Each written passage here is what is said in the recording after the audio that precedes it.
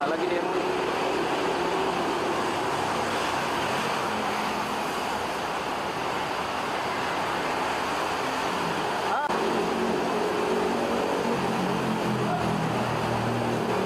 Jadi ini tidak biasa ya seorang juru dakwah atau ustadz mengeksploitasi, merendahkan orang siapapun ya di depan orang banyak, karena di dalam Al-Quran maupun tuntunan Rasul bahwa dakwah ini kan artinya mengajak kepada kebaikan ya. Maka di dalam Al-Quran itu surat Al-Kahfi 19 itu kan jelas waliyatatof, artinya ajaklah dengan penuh kelembutan, menyerukan dengan penuh kelembutan. Jadi bila perlu bahkan dakwah ala Rasulullah itu memberi makan walaupun dengan sebiji kurma misalnya kan. Karena apa? Ini tidak biasa ya seorang juru dakwah atau ustadz mengeksploitasi, merendahkan orang siapapun ya di depan orang banyak, karena di dalam Al-Quran maupun tuntunan Rasul bahwa dakwah ini kan artinya mengajak kepada kebaikan ya. Maka di dalam Al-Quran itu surat Al-Kahfi 19 itu kan jelas waliyatatof, artinya ajaklah dengan penuh kelembutan, menyerukan dengan penuh kelembutan. Jadi bila perlu bahkan dakwah ala Rasulullah itu memberi makan walaupun dengan sebiji kurma misalnya kan. Karena apa?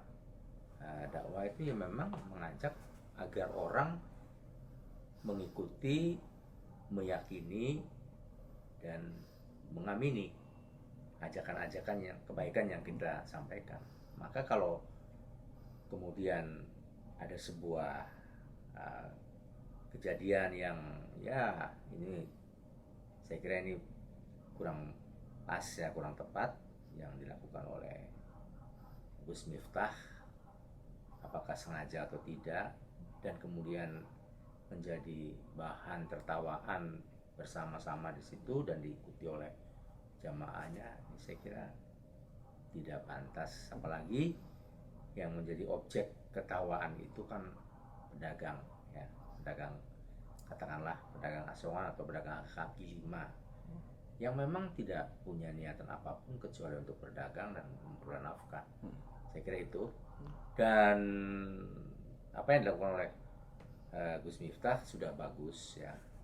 Artinya beliau kemudian menyadari kekhilafahnya dan meminta maaf, dan Pak Son Haji juga sudah memberikan maafnya. Nah, saya kira ini patut diambil hikmahnya. Kita patut bermuhasabah ya, berintrospeksi diri bahwa siapapun bisa khilaf, karena kita manusia tempatnya khilaf, al insan mal khata'.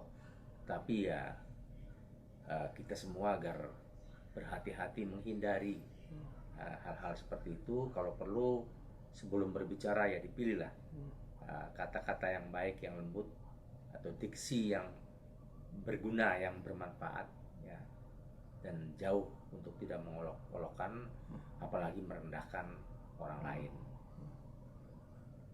Pak, kedepannya kan orang-orang berharap mendapat ketauladanan dari para pemuka agama atau penceramah, Pak. Ini gimana, Pak, kedepannya, Pak?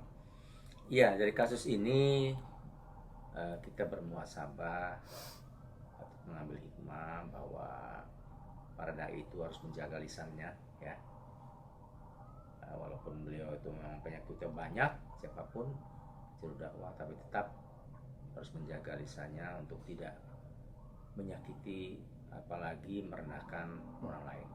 Maka di dalam Majelis Ulama Indonesia itu ada dakwah bersertifikasi, ya, dan di Kementerian Agama juga sama, dakwah bersertifikat, dakwah dai gitu kan. Nah, ini artinya memang ada kode-kode etik ya yang perlu dijaga dalam menyampaikan cara-cara menyampaikan dakwah tadi, supaya terhindar dari tadi yang menyinggung orang lain, kemudian menyakiti kelompok tertentu atau bahkan merendahkan orang lain. Nah itu, jadi memang ada dai, ada diklat dai lah semacam itu, kemudian mendapatkan semacam sertifikat, dan itu menunjukkan bahwa yang bersangkutan telah telah terlatih sebagai juru dakwah. Nah itu maksudnya itu. Jadi tidak semua orang ya, sekalipun mohon maaf ya, keturunan kiai misalnya ya, Gus, itu tidak semuanya juga automatically bisa berdakwah, karena tadi khawatir ilmunya tinggi tetapi belum tentu juga ilmu yang tinggi itu kemudian dapat bertutur kata ya, dapat menyampaikan sesuatu dengan arif dan bijak. Nah ini saya kira penting sebagai panutan. Tentu tokoh agama itu dalam menyampaikan sesuatu, dalam berdakwah, untuk menyampaikannya dengan cara-cara yang baik, kemudian memilih diksi yang baik dan dengan lemah lembut, sebagaimana tuntunan Al-Quran yang disampaikan oleh firman Allah tadi, maupun tuntunan Rasulullah SAW. Oke Pak, terima kasih Pak.